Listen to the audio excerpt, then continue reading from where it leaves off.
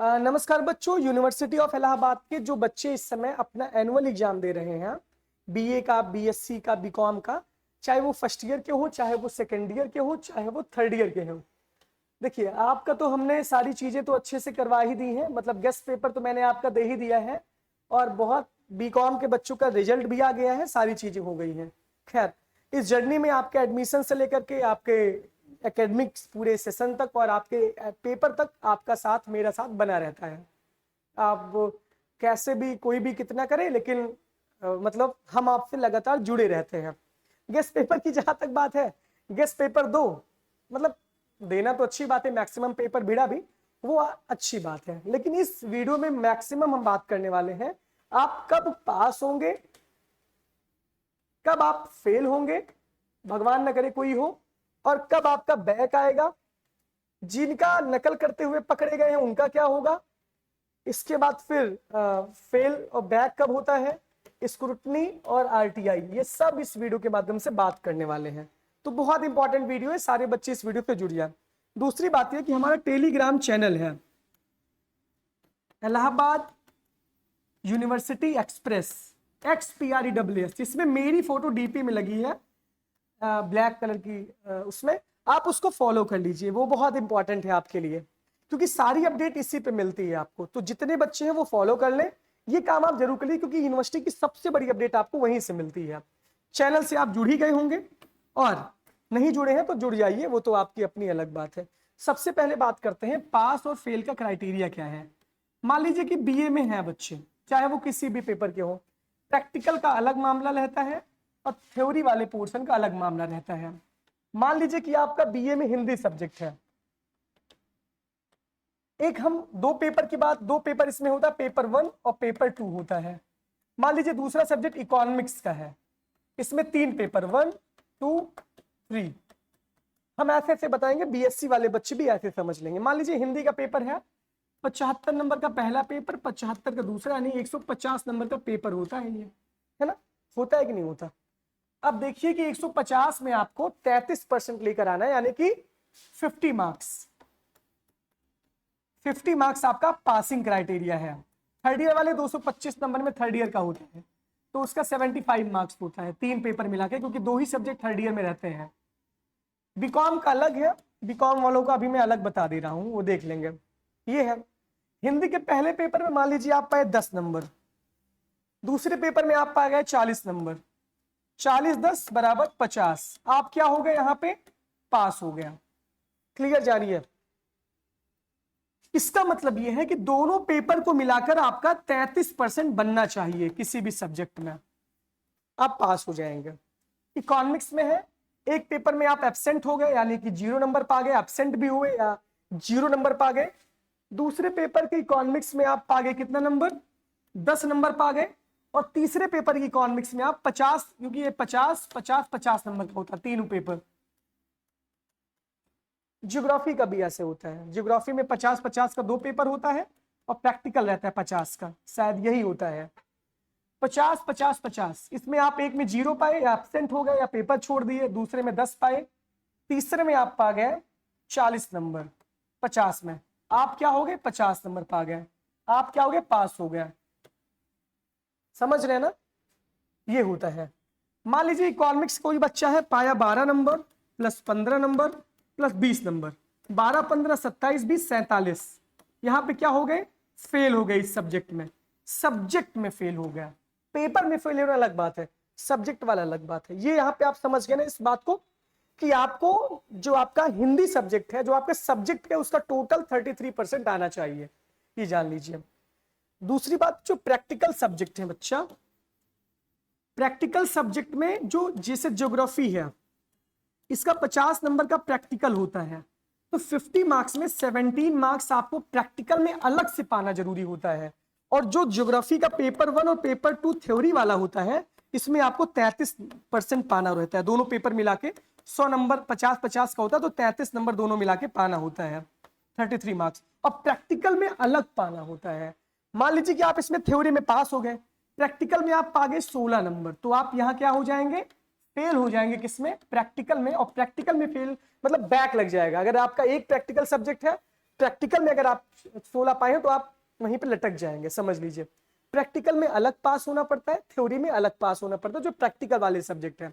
मान लीजिए किसी का डिफेंस है और जियोग्राफी है, ये प्रैक्टिकल में फेल, इस प्रैक्टिकल में फेल, तो इस प्रैक्टिकल के बेस पे आप फेल हो जाएंगे।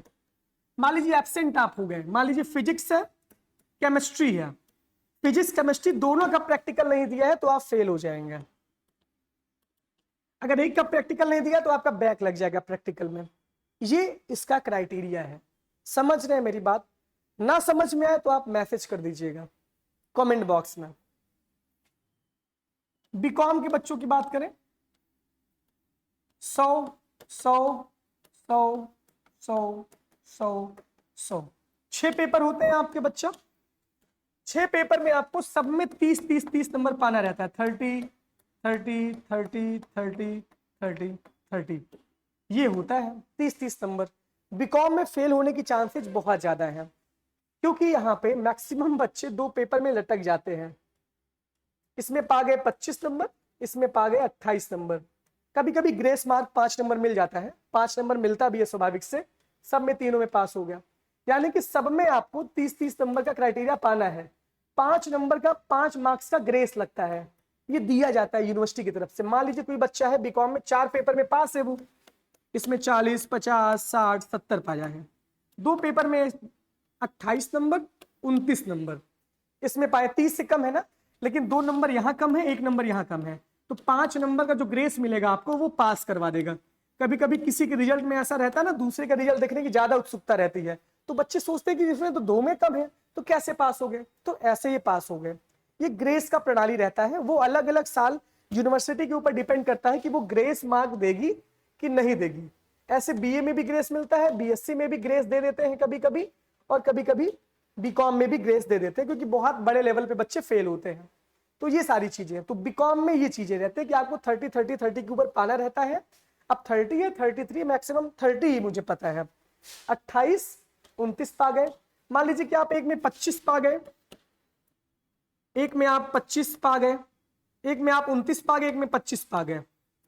29 25 4 में पास है, 5 नंबर का ग्रेस लगा कि इसमें आप पास हो जाएंगे, और एक पेपर में आपका अगर आएगा तो इसमें बैक लग जाएगा। यानी कि अगर एक पेपर में अगर आप फेल होते हैं तो वहां आपका बैक आएगा।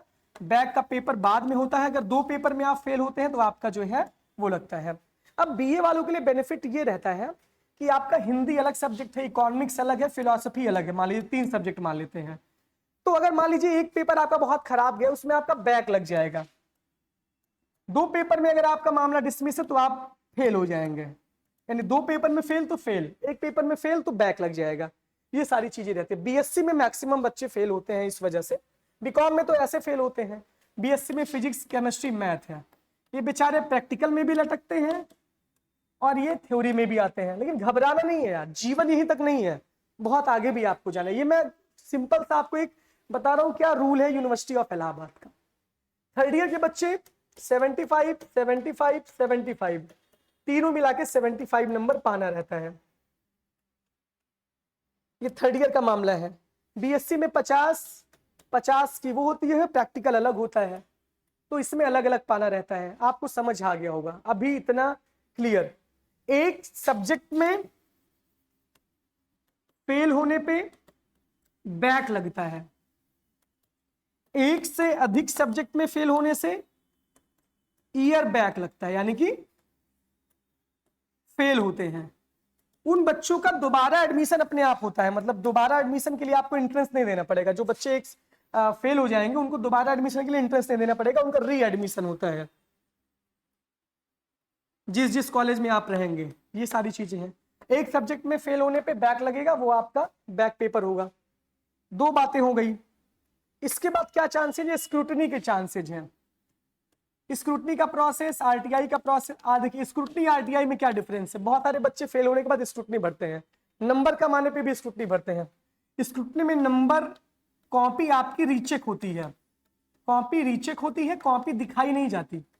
आप फॉर्म भरेंगे 200-200 रुपया एक पेपर का, नंबर कम भी होता है, कम या घट दोनों जाता है। कभी कभी ज्यादा चक्कर में कम भी फेल भी हो जाते हैं स्क्रूटनी डालने के चक्कर में। नंबर कम होता है, नंबर बढ़ता भी है। जो जो बच्चे कभी कभी मिसमैच नंबर में हो जाता है, कोई 2 नंबर चला जाता है, पा जाता है 50 नंबर, तो नंबर में वो रहता है, स्क्रूटनी में रहता है, उसका प्रोसेस मैं बता दूंगा। आरटीआई में आपको कॉपी दिखाई जाती है। एक कंडीशन पे आपका नंबर बढ़ता है, जब आपका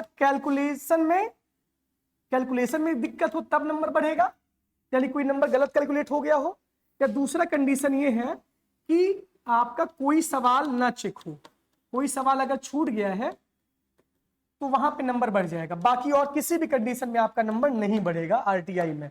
आरटीआई का भी प्रोसेस कैसे डालना है वो बता दूंगा, अभी परेशान नहीं होना है। तो ये सारी चीजें हैं, वीडियो भी पड़ा हुआ है, आप देख सकते हैं। और कोई बात अगर कोई पूछना चाहता हो तो कमेंट में आप मैसेज कर दीजिएगा। ये मैंने आपको पूरा क्राइटेरिया बता दिया फेल और पास का, समझ में आया होगा, बाकी नहीं आया होगा तो अब इससे अच्छा तो मैं समझा नहीं सकता। खैर, आपको हिम्मत बांधिए, हौसला रखिए, सब अच्छा होगा आपके साथ। Thank you.